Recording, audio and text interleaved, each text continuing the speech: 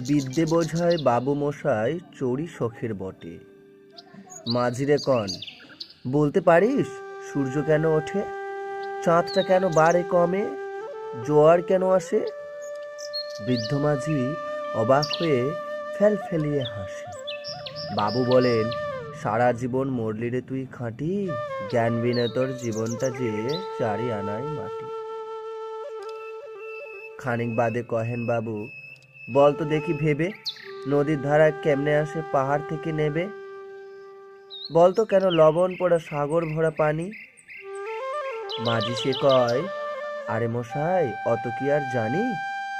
বাবু বলেন, এই বয়সেও জানিস নিও তা কি, জীবনটা তোর নেহাত খেলো অষ্ট আনাই ফাঁকি। আবার ভেবে কহেন বাবু, বলতো ওরে বুড়ো, কেন এমন নীল দেখা যায় আকাশের ওই চূড়ো?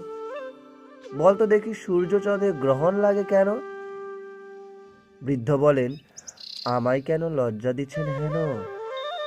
তখন বাবু বলেন, বলবো কি আর বলবো তোরে কি তা, দেখছি এখন জীবনটা তোর 12 আনাই বৃথা।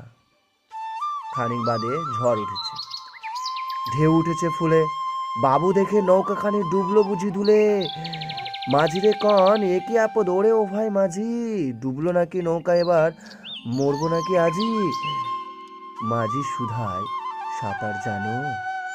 মাথা নাড়েন বাবু। মূর্খ মাঝি বলে, মশাই এখন কেন কাবু, বাঁচতে শেষে আমার কথা হিসেব করো পিছে, তোমারে দেখি জীবনখানা 16 আনাই মিছে।